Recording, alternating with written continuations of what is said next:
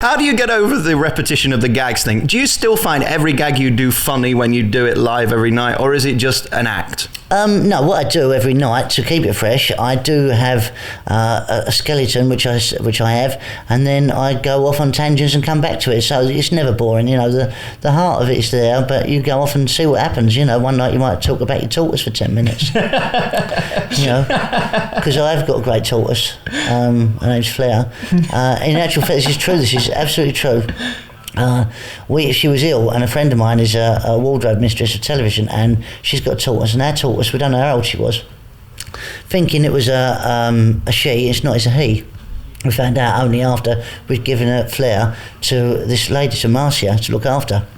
She phoned me up about 8 months ago and said she was in tears, and a fox had got hold of her. This is absolutely true, this is. And but the vet bills were quite high, and she'd looked after, so I paid the vet bills for it. And she had the back leg chewed off. So that, in all seriousness, it's absolutely true. And they put a wheel on the back leg. She's got a little wheel on the back of her shell now, so she gets about. So I don't even know what the question was, but I don't know. It's just so fascinating. Talking about my tortoise, that's how that came about. Because I do. I love animals generally. I've got a pet pig.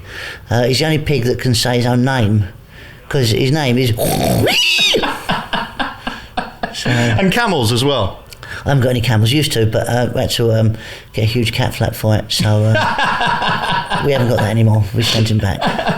How would you know when a joke is funny? Do you have to try it out on your family first? Do you do it to your audience? How do you know when you're being funny and when you're not? The audience tell you if it's funny or not. As simple as that. I don't try it out with my family, because my family, they're not, it's my job. Like, Dad, don't bring your work home. So I don't. They'd rather watch The Street with Bradley in it rather than watch me. So no, the audience tell you. Sometimes you think, right, that should be great, that's a great bit, that. You go and do it and they don't laugh at that bit, they laugh at the bit after it. You're like, oh, I thought that was a funny bit. Once again, it's the audience that decide what's funny and when you're funny, not me, it's them. The great thing about your show is it's kind of ad-lib. If you get annoyed with the audience, you'll show that, won't you? I mean, a lot of performers won't show any emotion. I know it's part of the act, but that's great that you kind of go, well, if you're not going to laugh, I'll do something else. Yeah, I think you have to be honest with them, because they can see through it. If you go out and if I go out there in particular and try and be somebody I'm not, and try and work like I'm not who I am, they'll see through it, and that's it. I think the honesty of it comes through. You don't show 100% yourself because you get arrested, but I think you do have to show enough of yourself, so your vulnerability, whatever it is, and show, look, I say to them, look, I know there's certain people here that don't want to be here tonight. Some of you are only here because somebody else wanted to come and they didn't want to be on their own. And you're there sitting there going, oh God, I've got to sit for 2 hours of this cat. Why have you brought me here? And if you open that up to them and say, look, I understand you're not going to like this. This isn't your cup of tea. You might prefer to, go at the pictures. You might prefer going down playing snooker. But you've got to sit in there. You've paid your 15 quid and that's it. So like it or lump it. And if you're honest with them about it, there's nothing can harm you then.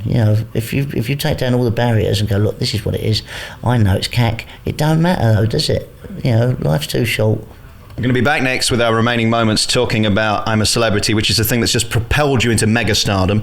Before that, I want to talk about another one of your friends that I did an hour special with last year, Wayne Dobson. Now, magic, I know, is a huge part of your life, and obviously Wayne is just such a brilliant comedian, magician, and all of that. You had Wayne as your warm-up, but he has multiple sclerosis, and you've really, really championed his cause and continued to defend him and put him on stage. And I think you're the only one that's done that, and he was so grateful.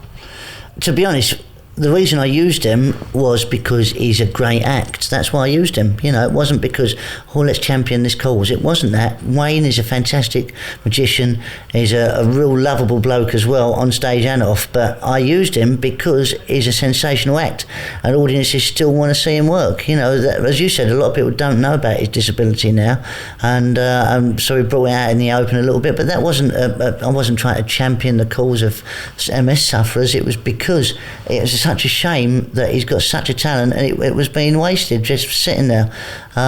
He's tutored my son over the past few years. I've known Wayne for a long time now, and he's tutored my son in the business. He now goes to drama school, and he's a brilliant magician. My son is going to LA in July doing the magic cast. Wayne got him all of that sorted out. He's actually giving something back to the magic business, Wayne. He's giving something to everybody. Anybody that sees him work now is an inspiration, because I don't think I would have kept going if I was in the position he was in. But not only does he want to keep going, he does keep going, and he's still fantastic. You saw him yourself. He's just an amazing bloke that's still got a lot to offer, and I think it's a shame that the public miss out on it. So that's why I got him back out on the road. But you're a top man for doing that. I think very, very few, if no other personality in show business would have given him that chance, and that's just fantastic of you. He told me a story, which we're going to play now, in Las Vegas, and it involves a toilet and you and him. Let's hear that story. It's all right you laughing. We're going to hear the story now, and we'll come and find out and your side of the story next. We're here with an exclusive hour-long programme with Joe Pasquale, and this is Wayne Dobson. You know, the best stories are true, you know.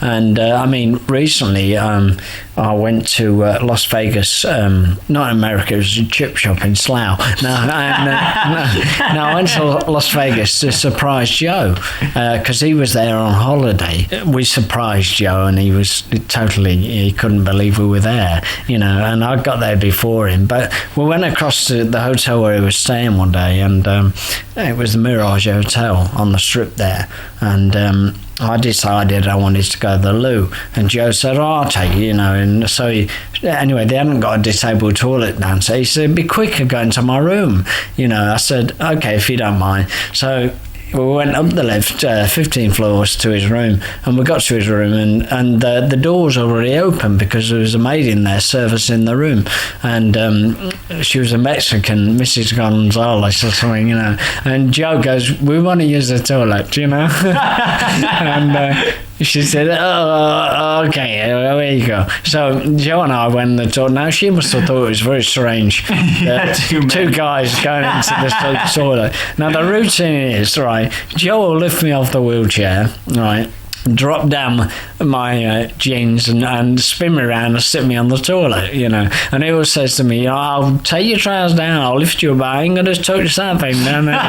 So, all right, that's fine. So, anyway, when he lifted me up to get on the toilet, he lifted me up there, and there's a big plate glass mirror at the side of us, and we both looked in the mirror, and we got our cheeks pressed together, and we started laughing. Now, when you laugh, you lose your strength, you know. And he spun me around. As he spun me around, he dropped me more or less on the toilet seat, right? And the toilet seat came off its hinges, you know, and it was skimmed a bit over. But I'd also cracked the cistern at the back, a little bit had come out, and there was water pouring out the cistern, right? And so anyway, he lifted me off the toilet, and as he lifted me off, the toilet seat was stuck to my backside, you know, and that dropped on the floor, and there was water going all over the floor. And we came out of the toilet, and Joe went,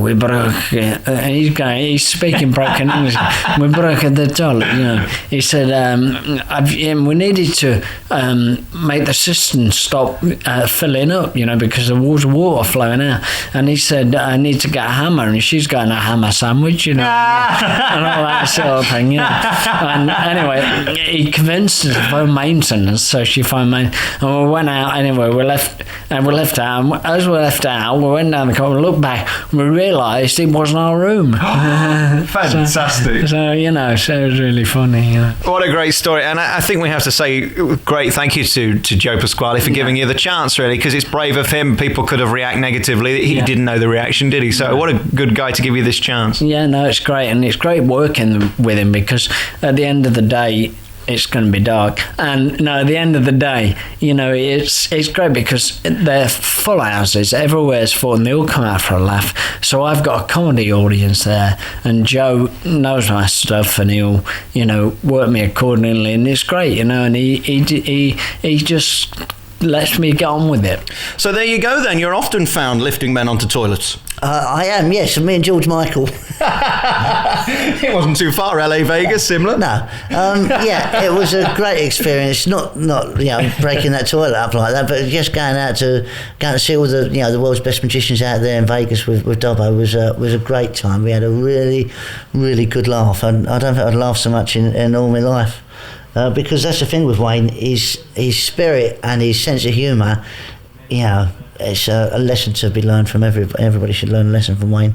It really was one of the most inspiring interviews I've ever done, because you always in this business think that your problems are more important than everybody else's. But when you see someone like Wayne and you see what he has to go through to just get on stage, and then he's still hysterical. I mean, that's as you said earlier, that's the main point, that the guy is still as funny as he ever was. Yeah, he's amazing. Yeah, and he's I remember him before I even came into the business. I used to watch him on the telly, and when he was just breaking through. I remember all the variety shows that he'd done and the telly shows, everything that he'd done, and the live stuff. As a live act, there's no one to touch him, and he's still got that desire inside to perform, and that will never leave him ever. Well, thank you again for giving him the chance, and thank you for bringing him back to us, because I don't think we would have had the chance to see him again if you hadn't have done that. No, I agree. I think it's it is a talent that he's got, a God-given talent that shouldn't just sit there and waste away. And he's still out doing stuff now. He still works the circuit. He still does all the magic conventions and all of that, and the magic clubs. I just wish that he could get out and do some more theatre work as well. Well, do send him my best regards when you see him, because he's a top man and an amazing performer, and it was a real thrill to get to talk to him. Let's move on now in our remaining moments to talk about the thing that's really propelled you into mega stardom. I'm a Celebrity, Get Me Out of Here was broadcast in November, and since then you've been in such hot demand. But you went into pantomime in December. Did that slightly hold you back with not being able to do endless TV and other stuff because you were there for literally 6 weeks in Birmingham? Well, that's questionable, that is, because as soon as I came out of the jungle, when I did the Parkinson Christmas show. Yeah. So it depends on what you want to do. If you want to go and do a film with Tom Cruise, then there's that to it. But I wasn't available for that because I was doing panto. Yeah. But from the back of doing that, we done the audience with. We took £2 million at the box office at the panto. So it depends on what you want to, how way you want to look at it. I love doing panto. So, and also. We've got a lot more telly coming on the back of it, just because I didn't do everything from GMTV to something on Channel 4 to plug it all. I was quite pleased that I was taken out of circulation and I could just do the cream of it all. Then I could actually go and do the Parkinsons and the Des O'Connors. Is the skill with a programme like I'm a Celebrity just keeping your mouth shut, just sitting there and having a wry smile to the camera? Because that's really what you did, didn't you? You didn't get involved in any of the politics, because that's dangerous, because they can then edit that and make you look in a certain way. Well, to be honest, I think the danger is not being yourself. That's what it is. I don't think you can have a game plan. All you can do is be yourself. My son said to me, "Dad, whatever you do, don't swear, don't lose your temper, don't scratch your nuts, and don't fart." And that was my 4 rules. That was it.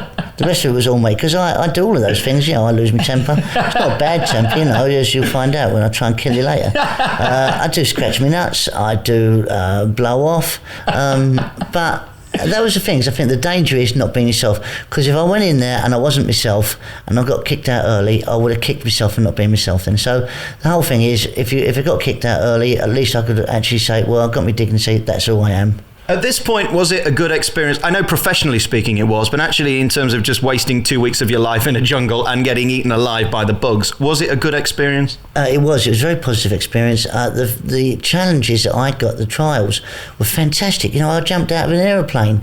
I've never done that and would never have thought about it. There's a bloke strapped to your back there, jump out of that plane. All right then. Okay, now what we're going to do is hang out this helicopter that's doing 40 miles an hour, and you're going to have a 200 mile an hour downdraft pushing you down over the sea in Australia. There's a whale in the water below you, and you've got to do 100 metres down a rope ladder and unfurl these flags. All right then. Okay, now you've got to sit in this coffin covered in water with 40 rats doing a number 2 on your head. Is that all right? Yeah, that's fine. All of these things that are put in front of you like that, you're like, I don't know if I can do any of this stuff. Can I do that? And you find out, I can do that sort of thing. But you can do anything. Anyone can do anything if you put your mind to it. So it was just mind over matter. You didn't consider the danger of it. You just did it. Was that a TV pressure, or was it just for yourself to say you'd done it and you didn't give in and say no? No, it's me. It's just me, because I'll do whatever's put in front of me. Can you go and do that? I don't know. I'll have a bash. If I can do it, I will. If I can't, I won't. It's all a learning experience. That's what I mean. Life's a bowl of cherries. Is it a bowl of chocolate? You don't know. Well, congratulations on everything. You've just come out of this brilliantly, and not everybody does with reality TV. And I think, again, it's just because you're the guy you are and you didn't try and put on an act, and you didn't go in there telling gags every 2 minutes, because I think that would have annoyed people, and people just wanting to know you, not your act. That's my job. They didn't book me to go out and do my job. Same as Fran Cosgrave, who was a great bloke. Fran didn't go out there and open up a nightclub. Do you know what I mean? Janet Street Porter didn't, do a critique on everything. I don't know about that. Well, I don't know about that, but you know what I mean. They didn't employ me out there to go and do what my job was. Even I don't know. So I just went out there to be myself. Well, congratulations on everything. I hope, and I just know you're going to go from success to success. There's lots of things in the pipeline for 2006 already. I mean, you're literally booking months and months ahead. Yeah. I mean, is that exciting or is that kind of scary? No, it is quite exciting. I love it. I love the fact that I know what I'm doing that far in advance now. But in saying that, I still don't know. We know what we're doing up to the next January at the moment.